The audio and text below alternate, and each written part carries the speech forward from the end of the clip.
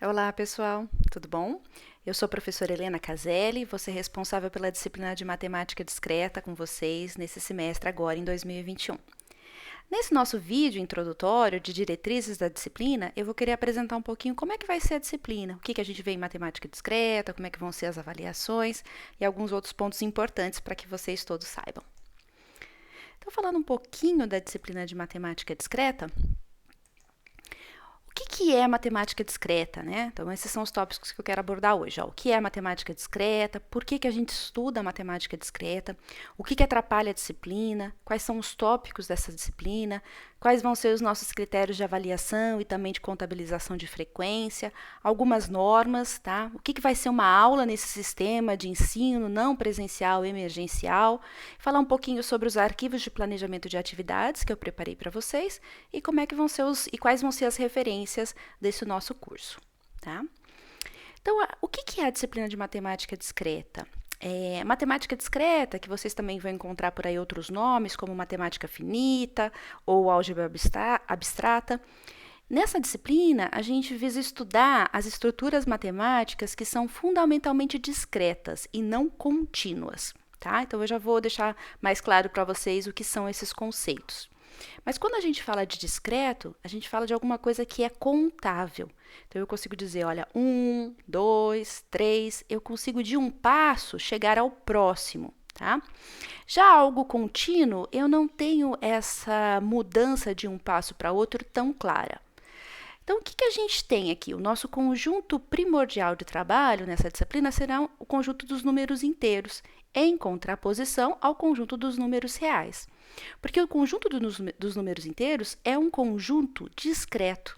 Né? Então, se a gente olhar aqui, eu sei que depois do número 1 vem o número 2, depois o 3 e assim por diante. Já em relação aos números reais, entre o número 1 e o número 2, eu posso colocar um outro número. Na verdade, entre quaisquer dois números reais, eu posso colocar outro e continuar nesse processo infinitamente. Por isso, os números reais são exemplos de números de um conjunto de elementos que tem essa característica de serem contínuos, enquanto os números inteiros é um exemplo de um conjunto que tem essa característica de ser discreto, tá? Então, o discreto vai ser aquele que não existe um elemento entre quaisquer dois elementos consecutivos. Então, aqui a gente vai estudar as estruturas matemáticas que não têm a noção de continuidade. Então, eu vou aqui, nesse curso, nós vamos estar abordando situações ou domínios que, quando eu vou de um estado para o outro, isso está bem definido. Então, quando eu disser para vocês, eu tenho o número n, né, e esse número é um número inteiro, você sabe que o próximo número é o n mais 1, e o número anterior é o n menos 1. Né? Diferente se eu estivesse falando dos números reais, você não saberia me dizer quem é o próximo depois desse n número real. Tá? Então, os instrumentos principais aqui que nós vamos trabalhar são os conjuntos de números contáveis, em particular os números inteiros. Então, nós vamos ver propriedades de conjuntos, relações entre os elementos dos conjuntos, funções, teoria dos números e assim por diante. Então, contrapondo a matemática discreta com a matemática contínua, o que nós sabemos então? Que na matemática discreta nós temos estruturas que não têm continuidade, né? Em contraposição com a matemática contínua, na qual a continuidade existe. Tá? Então, a matemática discreta ela vai ser adequada para representar, modelar, estudar aquelas situações ou aqueles domínios em que eu tenho a transição de um elemento para o outro muito bem definida, tá? E não uma transição infinita, como ocorre na matemática contínua. Então, os elementos que nós vamos manipular bastante nessa disciplina são os elementos inteiros, tá? Em contraposição aos números reais, que vocês provavelmente estão vendo aí em outras disciplinas de cálculo, por exemplo. Por que a gente estuda matemática discreta? Né? Essa é uma disciplina de base, né, mais importantes que a gente tem na computação. Os conceitos, as propriedades, as manipulações de elementos que vocês vão ver nessa disciplina, elas têm link com muitos outros conceitos e muitas outras disciplinas nos cursos de computação. Então, ela vai fornecer conhecimento e raciocínio matemático necessário para disciplinas como banco de dados, compiladores, teoria da computação, linguagens formais e autômatos, teoria dos grafos, análise de algoritmos, entre outras. Tá? Ela serve, para mim, principalmente para 3 coisas: fomentar o raciocínio abstrato, lógico-matemático, apresentar conceitos e notações matemáticas e apresentar técnicas de resolução de problemas. Tá? Então, tudo isso nós veremos nesse curso. Aqui vocês verão, por exemplo, como usar, ou a gente vai ter uma padronização dos conceitos e notação matemáticas que vocês viram até então. Né? Então, no ensino médio, vocês viram outros tipos de notações matemáticas, às vezes. Aqui nós vamos padronizar, ou pelo menos apresentá-las de uma maneira que faça sentido para vocês, e onde isso é encaixado na computação. Mas, para mim, de todos os objetivos, para mim o principal é esse. Porque fomentar o raciocínio abstrato, lógico-matemático, é essencial para que vocês sejam capazes de resolver os problemas reais que vocês vão encontrar na vida profissional. Então, eu tenho um problema na área da computação que eu preciso modelar, né, um problema do mundo real que eu preciso modelar computacionalmente. Para isso eu tenho que abstrair, eu tenho que usar muitos conceitos matemáticos, eu tenho que formalizar essas minhas ideias, né? Eu preciso ter técnicas, as técnicas de resolução de problemas também nos ajudam a organizar o conhecimento que temos, nossas premissas e onde queremos chegar, a nossa conclusão. Tá?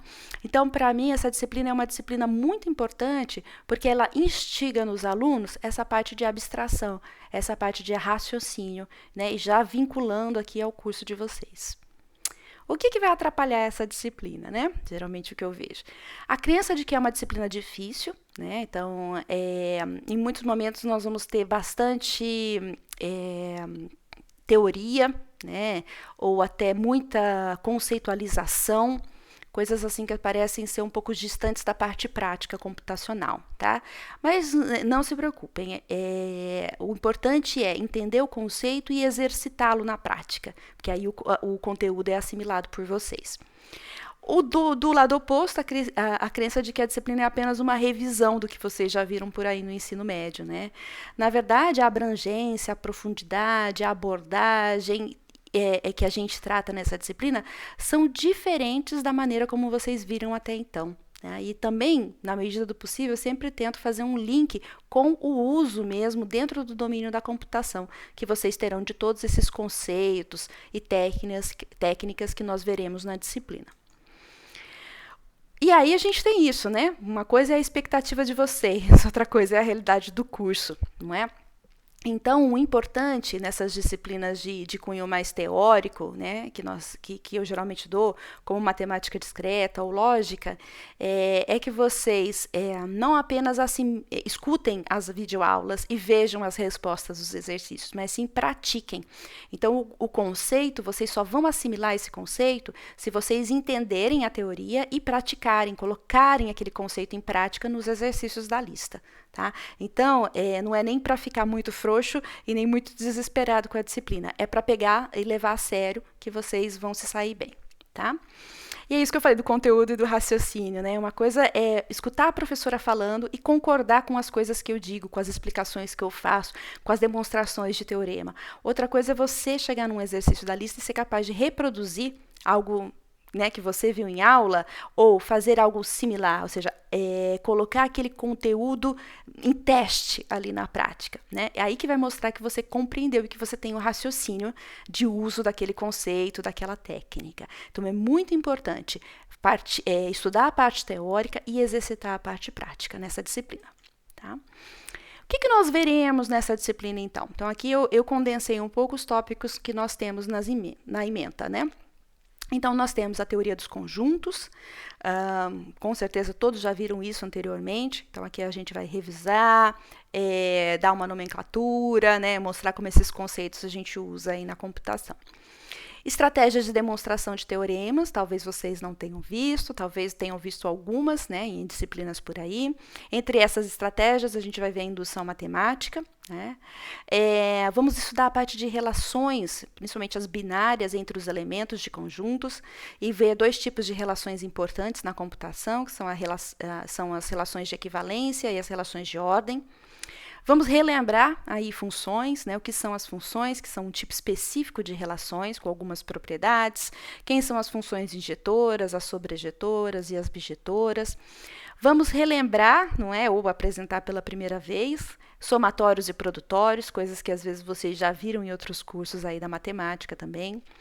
Teoria dos números, uma pincelada na teoria dos números, porque isso é muito grande, assim, é uma área inteira de conteúdo, mas vamos ver alguns aspectos importantes, conceitos e propriedades dos números, né? Aqui dos números inteiros, principalmente. Vou falar uma parte de grafos, aqui esses dois últimos tópicos aqui parecem 2 tópicos rápidos, mas é bastante conteúdo, falando sobre os grafos, que são estruturas muito importantes para modelar e resolver diversos problemas computacionais. Tá?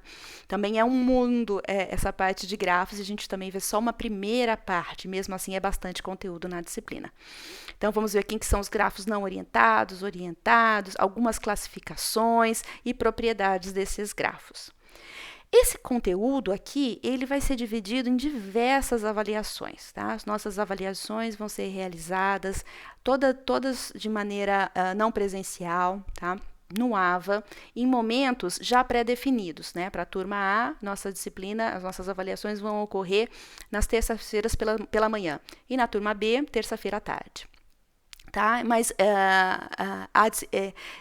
esse horário da disciplina vai ser o horário em que vocês também farão as avaliações, ou seja, que elas estarão abertas ali dentro do AVA, né, do ambiente virtual de aprendizado, para que vocês possam resolvê-las dentro do período da aula, tá?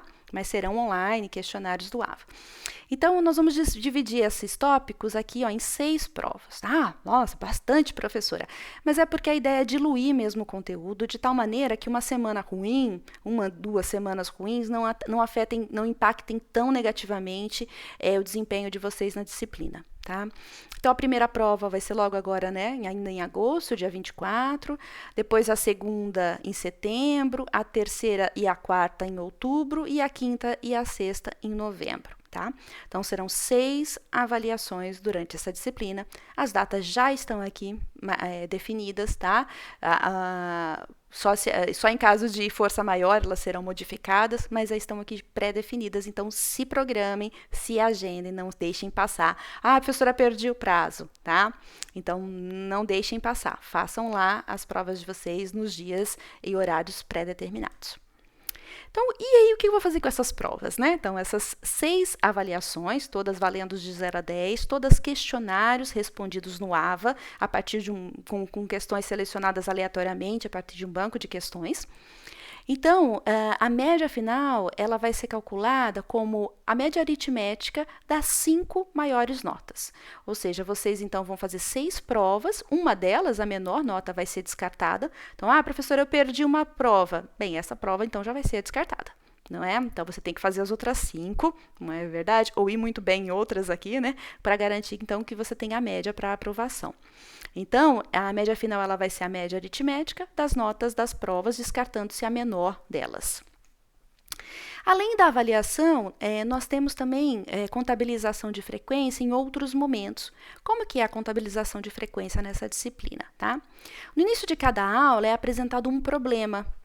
E aí, durante a aula, a gente apresenta o conteúdo necessário para que vocês consigam resolver aquele problema. E aí, depois da aula, com um prazo de 1 semana, o aluno posta a resposta do problema no AVA. Tá?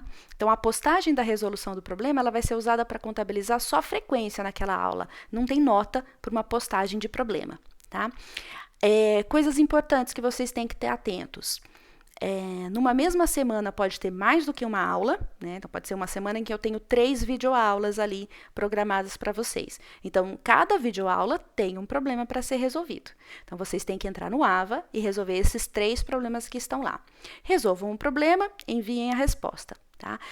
Se a resposta está certa ou está errada, isso é indiferente para contabilizar a frequência. Problema enviado, frequência contabilizada. Não importa quão bem você tenha ido na resolução daquele problema, tá? Só para deixar isso claro para vocês. Mas atentem-se a isso. Então, naquela semana, por exemplo, na nossa primeira semana de aula, né? Começa no dia 16 de agosto, então vocês têm uma semana para assistir as videoaulas, para resolver os problemas no AVA e mandar as respostas. Depois dessa semana, aqueles problemas não aceitarão mais respostas, então não pode deixar acumular a matéria, né? Porque se é para contabilizar a frequência, é para contabilizar quão frequente vocês estão indo, não é para deixar para fazer toda a disciplina na última semana de aula, tá? Então, estão previstos 19 aulas, né? Então, vão ser 19 problemas e 6 avaliações. As avaliações também vão contabilizar a frequência, tá? Então, para vocês chegarem ao mínimo de 75% de frequência, vocês precisam fazer pelo menos 19 dessas atividades. Por exemplo, se vocês fizerem as 5 avaliações e resolverem 14 problemas, vocês já têm o necessário para passar com a frequência. Tá certo? É claro, se vocês fizerem 19 problemas, vocês também têm 19 atividades, que é o mínimo, vocês passam com frequência, mas vocês não vão passar com nota, porque vocês não vão ter feito nenhuma avaliação, tá? Então, programem-se aí, eu tive um cuidado de fazer arquivos de planejamento, o Moodle também está todo organizado para que vocês não percam as datas. Então, tem que lembrar, começa a disciplina na semana, então eu preciso assistir as videoaulas, resolver os problemas. Semana que vem eu não vou poder resolver esses problemas, já foi, tá? Critérios de avaliação, então, para quem, no caso da PAC aqui, né, para quem ficar com 75% de frequência, mas a média estiver entre 5 e 5,9, porque 5,9 para mim é 6, tá? Então, só vai precisar de uma avaliação complementar quem tiver menos do que 5,9 e mais, ou 5 ou mais, né? Aí a gente faz uma prova com todo o conteúdo do curso e essa daqui é a nova média que vai ser calculada e ela substitui a média final durante o semestre se for maior do que ela. Algumas normas da disciplina, não é? Então, a gente faz o controle de frequência via postagem de resoluções dos problemas, tá? Após cada aula e no prazo de uma semana, e também via realização das atividades, né? Das avaliações, desculpa. Conduta, lembrando, né? Respeito, iniciativa, comprometimento de vocês. Dentro do nosso AVA tem um videozinho muito legal lá, não sei se vocês já assistiram em outra disciplina do EMP, mas é um videozinho de netiqueta, que nos ensina a como devemos nos comportar num ambiente virtual. Tá? Então, é muito importante que vocês utilizem os canais corretos de comunicação. Então, utilizem o fórum de dúvidas para postar as dúvidas de vocês, porque assim um colega que tem a mesma dúvida ou que saiba a resposta já pode responder. Ou a monitora pode responder, ou eu, entendeu? Então, uma dúvida de um pode ser a dúvida de vários. Né? Me avisem caso vocês notem qualquer problema no ambiente. Ah, professora, tal aula não tá disponível, ou está faltando tal coisa. Nas listas de exercício, nós temos lá possíveis soluções. Se vocês tiverem dúvida, acharem que alguma delas está errada, coloca lá no fórum, nos avise, tá? Então, a gente vai contar com a parceria de vocês, com o respeito e com o comprometimento de todos para que essa disciplina seja um sucesso. Então, os canais de comunicação, usem os fóruns de dúvidas para postar as dúvidas de vocês, usem o chat do AVA, também tem um chat ali, e usem e-mail também, se vocês quiserem, tá? Eu prefiro que a comunicação seja mais ali dentro do próprio ambiente, porque aí já fica mais fácil para eu gerenciar. As listas de exercícios, né, eu comentei, elas têm já ali um gabarito, né, possíveis respostas, então elas não precisam ser entregues para a professora, tá? Mas eu recomendo fortemente que vocês resolvam os exercícios, não simplesmente olhem para as possíveis respostas, para que vocês aprendam na prática a resolver aquele problema. Porque na hora que chegar na hora de avaliação, é importante que vocês já estejam exercitados, porque a avaliação tem uma duração de 2 horas, abre e ela vai fechar naquele prazo. Então, você tem que resolver fazer a prova naquele prazo. É como se você estivesse na sala de aula. Então, para o pessoal da manhã, a prova vai abrir às 10 e vai fechar ao meio-dia. Para o pessoal da tarde, a prova vai abrir às 14 e vai fechar às 16. Não tem chorinho. Tá? Se você chegou atrasado numa aula presencial, você perdeu aqueles 15 minutos iniciais, por exemplo, 15 minutos atrasado, perdeu aquele tempo inicial da prova. Você vai ter que fazer a prova em menos tempo. A mesma coisa vai acontecer aqui na nossa disciplina, tá? Então, não vai dar tempo para na hora que abrir a prova, você assistir uma videoaula e conferir alguma coisa na lista de exercício, ler o material, não vai dar tempo, tá? O que vai ser uma aula, então, nesse sistema remoto, tá? Então, ela vai ser uma playlist, né, com a videoaula. Playlist por quê? Porque eu fiz interrupções nas minhas videoaulas cortando os vídeos de tal maneira que, na hora que eu falo assim, ó, aqui tem um exercício, façam aí e depois a gente volta para ver a resposta. Porque é para vocês pararem mesmo, resolverem o exercício, depois você dá um play no restante da aula, tá? Eu estimei a duração desses vídeos, porque a duração do vídeo é fácil, mas estimei também o tempo que vocês levam para resolver os exercícios que estão ali. Assim vocês conseguem se programar. Você pode ver, olha, essa videoaula eu preciso de 2 horas para assistir, fazer os exercícios que tem nela e tudo mais. Então não adianta nada eu começar ela agora, sendo que daqui a meia hora eu tenho que sair de casa, né? Então se programem para que vocês façam um estudo aí organizado, em um ambiente calmo, tranquilo, para que vocês consigam assimilar o conteúdo de maneira mais fácil. Além da playlist, também leitura do material, né? Eu recomendo ali o material e também tem um material complementar, né? Então, o recomendado é aquele que é o essencial mesmo para ajudar você a entender aquele conteúdo. Tem gente que às vezes só com a videoaula, porque como já viu um determinado conteúdo em outro momento, então só com a videoaula e as listas de exercícios já está satisfeito, não precisa ler o material. Tá? Mas tem gente que prefere ter um texto corrido mesmo, didático, para poder acompanhar. Então façam isso. A leitura pode ser feita antes ou depois de assistir a videoaula. Isso fica a critério de vocês. Importante, né? Depois da aula, vocês devem entrar no AVA e postar a resolução do problema, porque isso vai ser usado para contabilizar a frequência naquela aula. Então, não adianta nada você entrar no AVA, assistir a videoaula que está no YouTube, ler o material complementar que está lá e esquecer de fazer o problema, porque vai ser como se você não tivesse feito nada. Então, precisa colocar a resolução do problema no AVA para que contabilize a sua frequência naquela aula, tá? E resolver os exercícios da lista de exercícios também, porque é muito importante treinar para que o conceito, então, sedimente, né? Para que você tenha aquele conteúdo mesmo assimilado. Eu fiz 2 arquivos de planejamento para vocês, né? Professora super organizada, hein? Então, aqui a gente tem, por exemplo, na primeira semana de aula, esse daqui é o arquivo de planejamento de aulas. Está lá logo na primeira aba do AVA, na aba geral. Também está em vários outros momentos durante a aula, eu coloco links para eles, tá? Para esse arquivo. Então, nesse momento aqui, então, o que a gente precisa na primeira semana? Assistir, por exemplo, essa videoaula, não é? Depois, fazer aqui a aula 1 e a aula 2, tá vendo? São 2 aulas na nossa primeira semana de aula, e essas 2 aulas têm exercício, então, problema, né? Então, você tem que postar a resolução do problema 1 e postar a resolução do problema 2, tá vendo? Eu estimo que para a aula 1, você vai levar quase 3 horas, para a aula 2, 2 horas e meia. Então, você tem que se programar. Então tá, hoje é terça-feira, então hoje eu tenho tempo, vou fazer a aula 1, mas eu não vou ter tempo de fazer as 2. Então, na quinta-feira eu faço a aula 2. Montem uma rotina para vocês. É muito importante isso, para que nesse sistema de ensino não presencial e emergencial, vocês têm que se virar sozinhos. Então, para isso, façam a planilha de rotina de vocês, com os slots anotados de dedicação para cada disciplina, com horário de descanso, com horário de lazer, tudo bem? Com horário de alimentação, isso também é muito importante para a saúde mental de vocês. E aí, no dia 24 de agosto, então, a nossa primeira prova, tá vendo? Ela é o conteúdo das aulas 1 e 2, tá? Tá aqui, ó, claro. Vai ser teoria dos conjuntos, é isso que vai cair na P1. Tá? Então, com certeza, a P1 vai ser uma das com conteúdo mais tranquilo para vocês.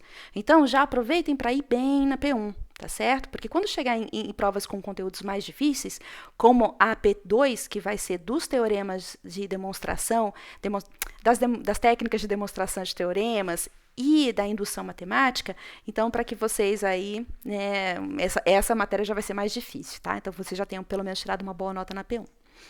Além disso, eu também tenho um arquivo de planejamento de estudos, né? Então, a gente tem a aula 1 na teoria de conjuntos. Aqui está o material indicado para que vocês leiam, tá vendo? São 3 páginas dessa apostila aqui, que é do pessoal lá da Unicamp, e mais 7 páginas dessa apostila aqui, que é uma apostila que eu fiz para o curso de Sistemas de Informação. Tá? E assim por diante. Então, está tudo muito programado, né? As listas de exercícios. Então, o que está em preto é o que eu recomendo e é o que estou contabilizando naquela dedicação de aula, né? De horas aula de vocês. O que está em cinza é complementar. Então, se você tiver tempo, se você achar que ainda precisa rever algum conceito que ainda não ficou muito claro, se você quer mais exemplos, aí você vai no material complementar, certo? Toda a bibliografia para essa disciplina está disponível no AVA. As notas de aula, as apostilas, as listas de exercícios, já está tudo disponível no AVA, Tá certo, pessoal? Desejo a todos um bom semestre, que a gente faça dessa disciplina uma disciplina prazerosa, não é? E é isso, tá certo? Obrigada.